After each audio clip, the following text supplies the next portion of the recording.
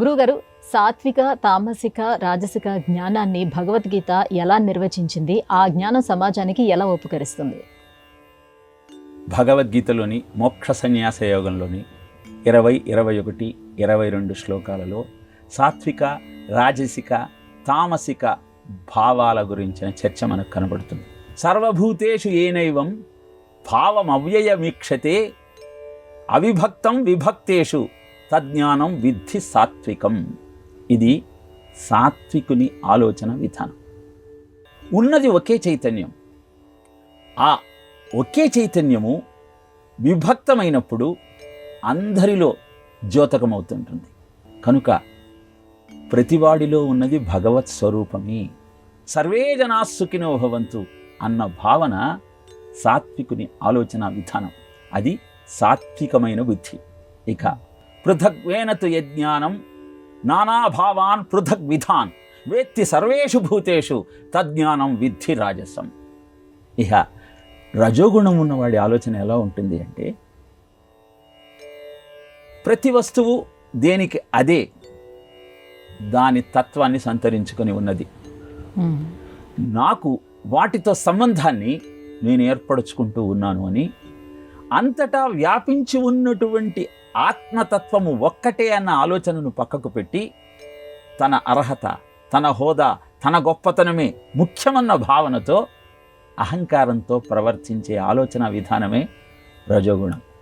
ఇహ తమోగుణంలో తాను నమ్మిన సిద్ధాంతమే అందరూ నమ్మాలి, తన ఆలోచనే సరి అయిన ఆలోచన అని అల్పమైన ఆలోచనతో, చిన్నినా పొట్టకే శ్రీరామరక్ష అన్నటువంటి భావనతో తన ఆలోచన, తన విధానము, తన దైవము దానినే అందరూ అనుసరించాలన్న ఆలోచనతో తమోగుణం ఉంటుంది.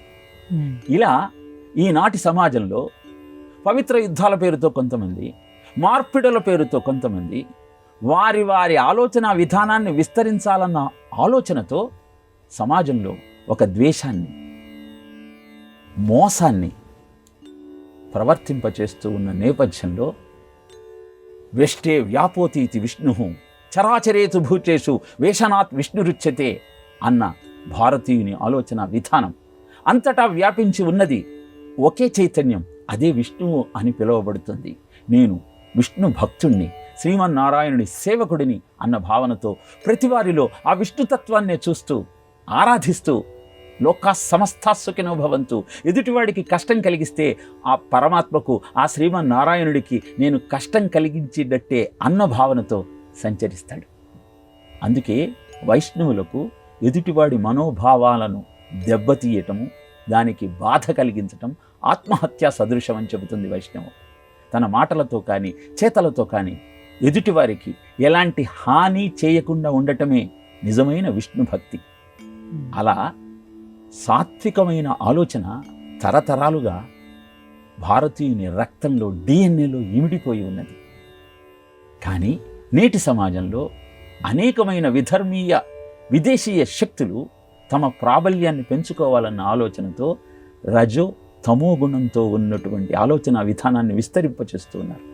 భగవద్గీత జ్ఞానము అలాంటి ఆలోచన విధానాలకు బుద్ధి చెప్పి సరి అయినటువంటి జీవన విధానాన్ని ఆవిష్కరించే విధంగా మనను ముందుకు సాగింపచేస్తుంది. అందుకే భగవద్గీతను అధ్యయనం చేసి అద్భుతమైనటువంటి సాత్విక ఆలోచన విధానాన్ని ఆవిష్కరిస్తూ శ్రీమన్నారాయణుడు అందరిలో కొలువై ఉన్నటువంటి అద్భుతమైన చైతన్యం అన్న భావనతో అందరినీ ఆ విష్ణు స్వరూపంగా భావిస్తూ హరిమయము విశ్వమంతయు హరి విశ్వమయుండు, సంశయము పని లేదు, హరిమయము కాని ద్రవ్యము పరమాణువు లేదు, వంశపావన వింటే అని శుకుడు పరీక్షిత్తుకు చెప్పినట్టు ఆ జ్ఞానాన్ని అవగతం చేసుకుంటూ యోమాం పశ్యతి సర్వత్రా సర్వంచమై పశ్యతి తస్యాహం న ప్రణశ్యామి సచమైన ప్రణశ్యతి. భగవంతుడిలో అందరినీ చూస్తూ, అందరిలో భగవంతుడిని చూస్తూ అద్భుతమైన జీవన విధానానికి శ్రీకారం చుట్టటమే నిజమైన సాత్వికపు ఆలోచన. దాన్ని పెంచుకుందాం, ఆనందంగా జీవనాన్ని కొనసాగిద్దాం.